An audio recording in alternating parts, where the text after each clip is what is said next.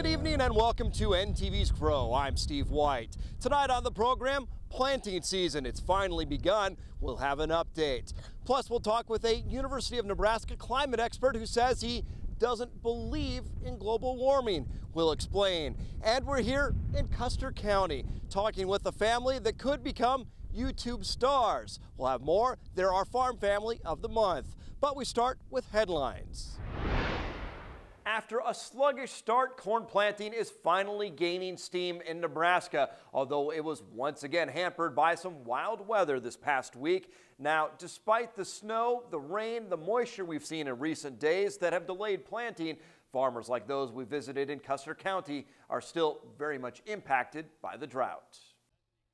Nothing you can do about it. Hampered by cold and rain, even snow, the Bartoks finally kick up some dirt in the Custer County soil. Planted a little bit last night and 40 acres this morning. And Zach and his dad Bruce reflect on the weather, from last summer's heat wave to this spring's cold. We're a good week behind, at least a week from when we wanted to start. And the only reason we waited was for soil temp to warm up a little. Across the nation, only 5% of corn has been planted, compared to nearly half done at this time last year. In Nebraska, the crop is even further behind schedule. when it was snowing and high in 40s, it didn't feel like you should be climbing in a tractor. Even with that moisture, central Nebraska remains in extreme drought. Well, there's been some damp weather, but we're fairly dry. You know, we're still quite a ways behind. I don't know, I imagine April's depends on what happens tomorrow or so, we're gonna end up over an inch short on April. There is enough moisture to help the new crop emerge, but there's no doubt irrigation will again be crucial, like last year when pivots were all that stood between a good harvest and no harvest. We wouldn't have raised anything. We cut all our dry land for silage last year, and this year I guess we're hoping to get it tall enough to get to silage. From hot and dry to cold and wet, farmers weather the seasons. Oh, it'll get done. Like many, the Bartoks use GPS. They no longer have to worry about going in a straight line. The tractor does that for them. We'll meet the Bartoks in depth later in the show. Now, though, let's take a closer look at those planting statistics.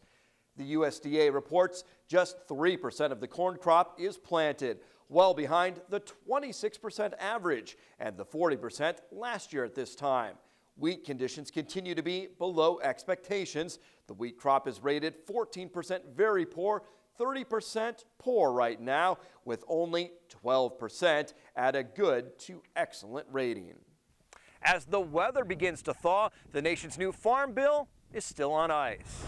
Nebraska farmers on both sides of the political spectrum have been frustrated by the process. Farm groups were willing to make tens of billions in cuts, but with the looming fiscal cliff, Congress failed to pass a new farm bill this past New Year's and instead continued the old policy. Was a badly mangled, partial, temporary extension of the last farm bill. So we didn't even get a lot of those expired programs that we need to be able to help deal with the drought, for example, the Livestock Disaster Assistance Program. The head of Nebraska Farmers Union blames Republican leaders, including Nebraska's congressional delegation, for failing to be stronger advocates for agriculture. And I've been a part of all of the farm bills since 1972. We have never been this dysfunctional. Things could be looking up. There are reports House Republicans may begin rewriting the bill next month. One kernel at a time, Nebraska farmers make a huge investment, one that adds up into the billions of dollars. Here's more on the economic impacts of corn planting. Making hay while the sun shines. Tim Shear gets chores done on the farm while he waits to plant corn. It'll be nice when we actually get the planters rolling and kind of ease everybody's fears. Weather has planting 2 weeks behind schedule, but dollar after dollar already changed hands. $3 billion in all across Nebraska. You're looking at about $280 worth of investment that's put into every acre in the state of Nebraska for corn. That doesn't include any of the other crops that have similar results.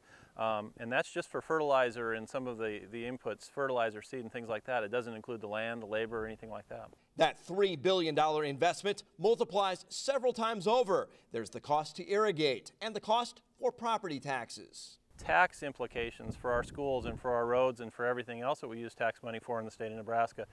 Without the agriculture economy and the success that we've had, we'd be looking at a completely different picture. The USDA estimates Nebraska farmers will plant just short of 10 million acres of corn this year. That will later be harvested and sold to co-ops, ethanol plants, and export markets.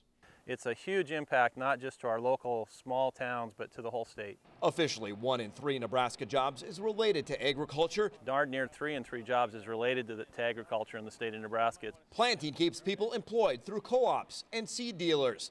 A kernel at a time, that $3 billion investment becomes much more. Reverberates right through the rest of the economy, and even if you figure a 2.5 multiplier, I think that's like a $7 billion economic impact. It's a decision that worries many farmers, as the Iowa Supreme Court rules farmers can be held liable for injuries their guests sustain on the farm, even those out for hunting, fishing, even snowmobiling. John David reports. This Clinton County, Iowa farm became an international learning lab last August. This particular location has had very, very little rain. 3 busloads of South American farmers studied parched crops during the drought. This corn, it's looked really bad. Everybody that comes out and spends some time on the farm really appreciates the opportunity to do that with us. 6th generation farmer Dennis Campbell says it's just the right thing to do. A lot of kids today think about their food coming from the grocery store. But Campbell and other farmers are disappointed by a Supreme Court decision. It could force them to pay the bills for accidents during tours or recreational activities, reversing a long-time policy. All of a sudden you've got, I'm going to say something coming out of left field here that really kind of threw the agriculture industry for a loop. And for farmers like Dennis Campbell, it's another case of the court system interfering with business. Changes that could end a variety of charitable contributions. That could threaten annual events on his land. This is a facility that's been in place for 4 years now. And silence his indoor batting cage. Local teams practice here for free. So this is what we use to plant corn. With spring planting just days away, hope for legislative action. All those things become in jeopardy, and we just want to get some clarity. Otherwise, these tours could be harvested for good. More Nebraska beef is headed overseas as the Nebraska Department of Agriculture reintroduces a formerly popular brand back to Japan. Spencer beef was popular in Japan before U.S. beef exports were halted in 2003. Japan recently decided to allow U.S. beef imports from cattle under 30 months of age. The promoted Spencer beef will be produced only at Cargill's plant in Schuyler and will be branded as a Nebraska product in the Japanese market. Sales of fresh and frozen Nebraska beef to Japan averaged $340 million in the 5 years prior to the stop of exports in 2003. The Japanese market reopened to beef from cattle 20 months of age or younger in late 2005. Sales have steadily gained since that time, and in 2012, Nebraska sold almost $113 million in fresh and frozen beef to Japan. How'd you like to do some research on your farm to help others? The Nebraska On-Farm Research Project is trying to address issues like profitability and natural resources. Here's how it works.